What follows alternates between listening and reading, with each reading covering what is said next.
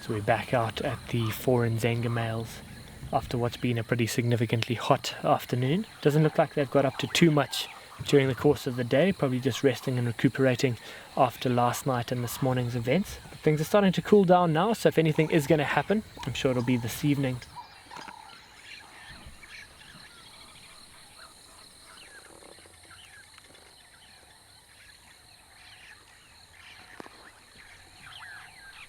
I guess the big question is, are they going to hang around here, or are they going to head back south and retreat, sort of surrendering to the Northern Avocas, or are they then going to head back north and try and launch another attack this evening? I guess we're just going to have to stick around and see what happens, and hopefully we can be there if they do get up to something.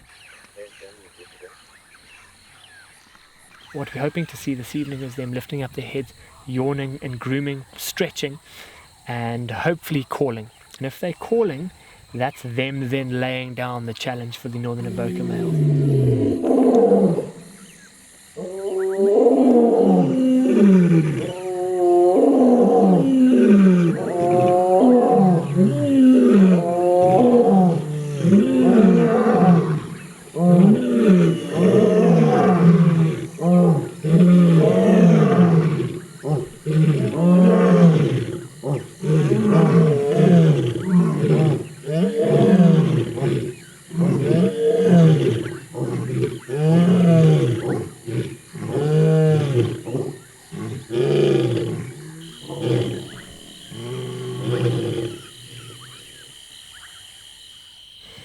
So we've just had all 4 of the males giving off a full-blown call, and so that's them definitely laying down the challenge for the Northern Avoca Males.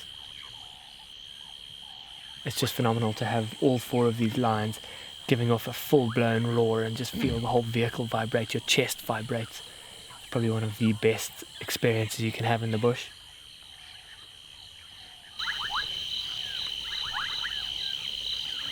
So one of the males has just got up and he's walking off into the distance there. I'm pretty sure these 3 other brothers are going to follow soon.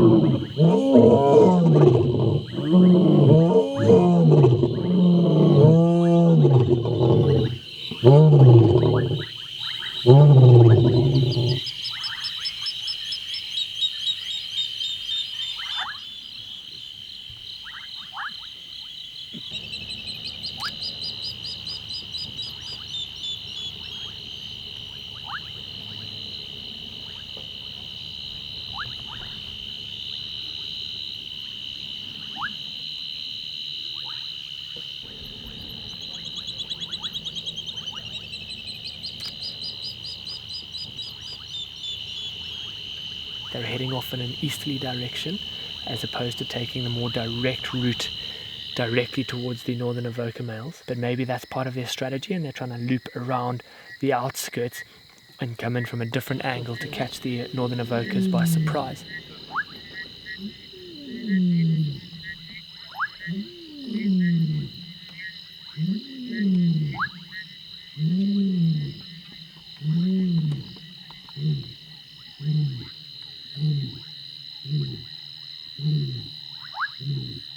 This evening they're very slow in their approach.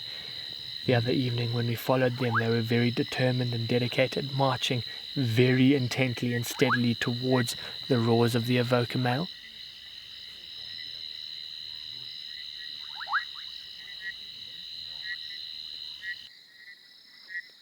we're just about to get to an area where we can no longer follow them.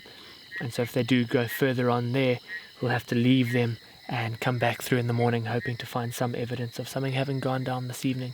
It's been phenomenal nonetheless, and just having 4 male lions all calling at the same time is definitely an experience that you'll never forget.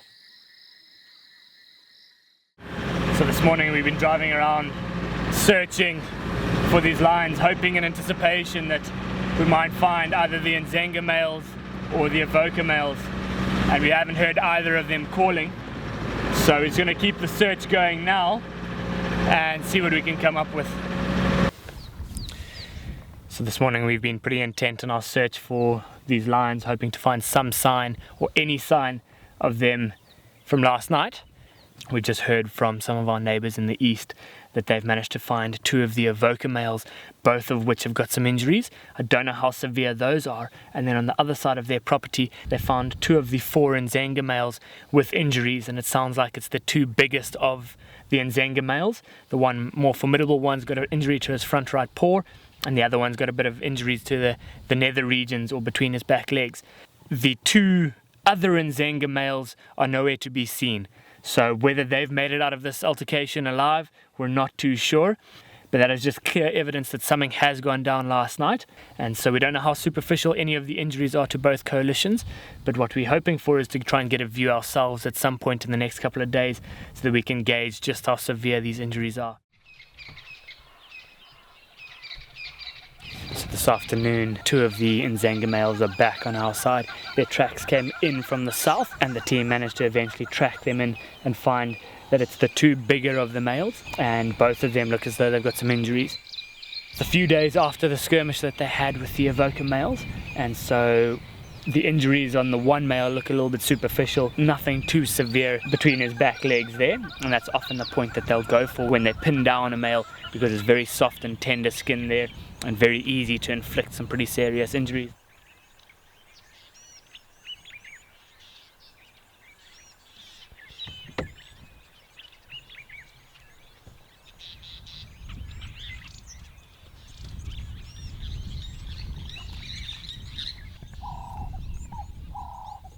However, the other male who's sitting behind us here, he's the one with the injury to his front right paw, and from what some of the guys saw this morning is as he was walking he could hardly put any weight on that wound, and so we're having a closer look. You can actually see 2 puncture wounds on the wrist joint, and so we just hope that he hasn't broken something and that it's actually just a bit sore and tender.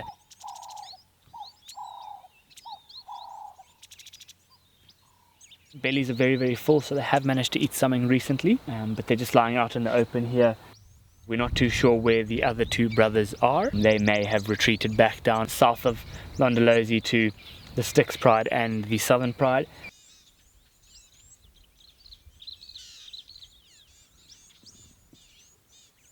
The Avoca males haven't been seen either. We believe they've crossed into the north, and have heard from some people up there that those Avoca males have got some pretty serious injuries as well. So it's great to actually just see what situation or what condition these males are in, and we'll try and keep a close eye on them over the next few days and just see how things go and unfold from here.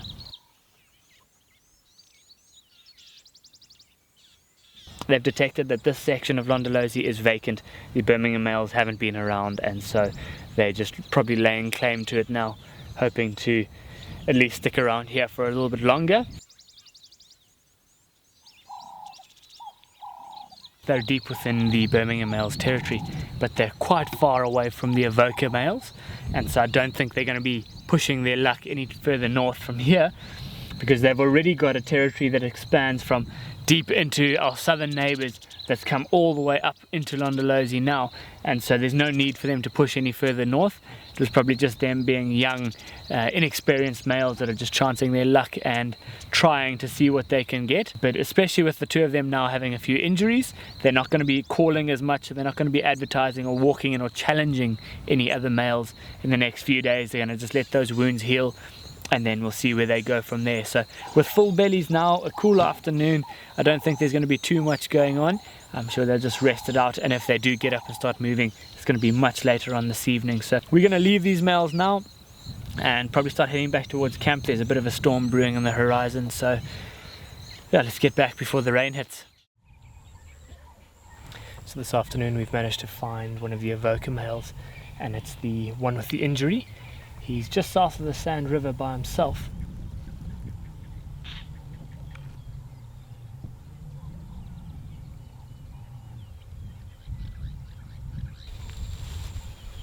But we can't see any signs of any serious injuries. There's a few scratches and cuts on his lower back. So he must have managed to get away from the Ndhzenga Males the other day without anything too serious happening. It must have been his brother that would have inflicted the injuries to the two Ndhzenga Males that we've seen, because I doubt with that injured front left that he would have been able to do too much to them. While we're sitting here, we can hear some lions calling down in the Sand River. It's uncertain as to whether those are his brothers or if it's some of the females around here, but it's quite likely that he's going to get up at some point and head in the direction of those calls. We'll stick around for now, and maybe if he does stand up, we'll be able to see if he's sustained any other injuries.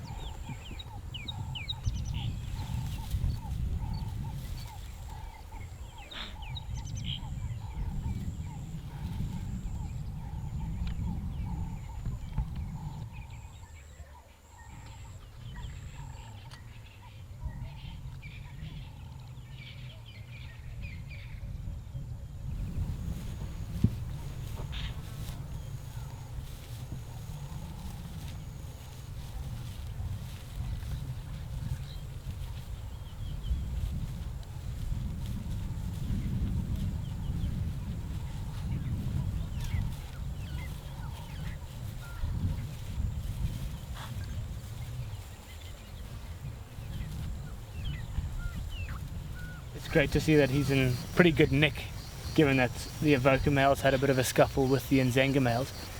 We're not too sure exactly what state his brother's in. We're hoping to see him as well, so that we're able to then give you an update on what condition he's in. But for the meanwhile, we've only seen those two Ndhzenga males, and the one's got a pretty severe limp on the front right paw. The other male's got a few gashes and wounds between his back legs, but looks as though those are pretty superficial and nothing too severe. This male's just got a few scratches on his back, so he'll be alright, as long as he's able to avoid them, given that he's got that injury on his front left.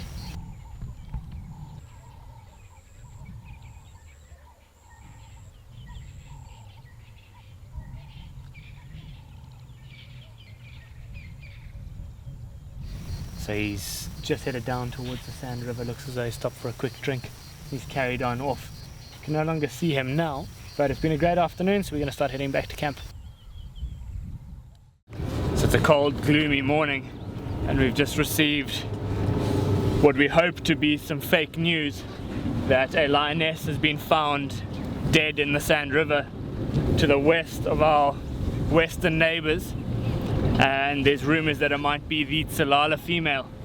And so, in case we haven't had enough intensity of the lion viewing over the last 2 weeks or so, this will really just throw the cat amongst the pigeons. No pun intended there, but this will really just upset the bandwagon completely. But what has been found is a young lioness in the Sand River just north of some of the Londolozi camps, and it's believed that that is the Tsalala young female. And so we're going to get across there. She has been contact calling quite frequently.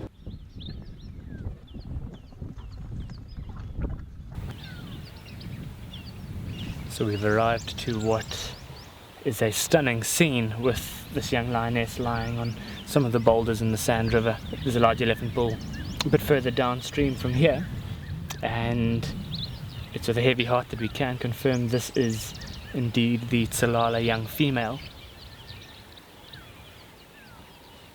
So we don't know for sure if it is in fact her, but we're just going on hearsay at the moment. Once we get some solid evidence or proof, then we'll be able to confirm that. But for the sake of all of the lion lineages that we have had at Londolozi, we hope that this isn't the end of the Tsalala pride. It's not all doom and gloom just yet. If there's any glimmer of hope that we can see through this, it's that the younger lioness is still in very good, healthy condition. She's approaching 3 years old, and with that, hopefully we'll be able to fall pregnant pretty soon. So she'll be a first-time mother, so the odds are heavily stacked against her, and it will be challenging, but it's not impossible for her to then raise cubs by herself. and what she'll probably do is adapt a very similar lifestyle to her mother, in that she'll spend a lot of time up and down the river living a secretive lifestyle similar to a leopard. And if that is the case and she's successful in raising those cubs, hopefully she'll be able to boost the numbers of the Tsalala pride.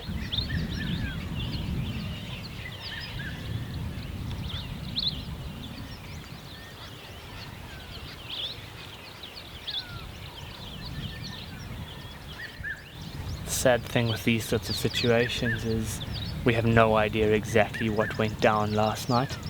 The only information we've managed to get is that a lioness was found dead and being fed on by some hyenas, and it is just through process of elimination and maybe a few possible identifying features that we're able to determine that it is in fact the Tsalala female.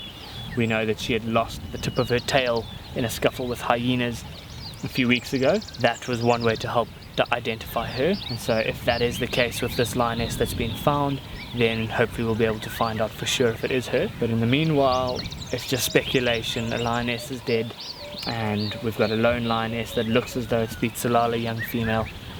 So we're not 100% sure as to exactly what's gone down, but if indeed there was a scuffle with some other lions that side, this young lioness would have run for her life, spending time along the river. She knows the routes and passages to use here, and she's come retreating back this side to try and seek a bit of safety. She'll rest it out for now here, hoping to then reunite with her mother, but if not, then she'll have to then move on and live a very solitary lifestyle for the meanwhile until she's able to reach sexual maturity and eventually fall pregnant, which hopefully won't be too long from now.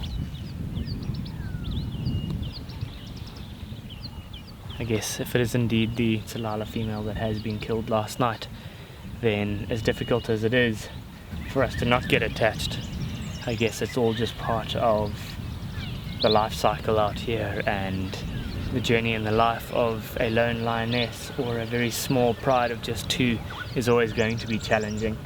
And with those hardships, confrontations with other lions is going to be up at the forefront. And so if that was indeed what's happened to her, then yeah, it's a pretty heartfelt and sad day for Londolozi, Londolozi's lion lineage, as well as all those that have followed the Tsalala pride right from the very beginning, and the initial tailless female through to the second tailless female to the last adult Tsalala lioness, and being able to raise this female as one of 3 cubs. And essentially through the Tsalala pride we've had the Mungen pride, who were a breakaway from the Tsalala pride, and then from there the Mungen pride, we've had the Ndhzenga pride breakaway. And so the majority of the lions that we see here have all originated from the Tsalala pride, hence why they are such a loved and followed pride, and that's why we were all hoping that they would be successful. And let's just see where the story goes from here. But it is indeed a very, very sad day for the Tsalala pride and Londolozi.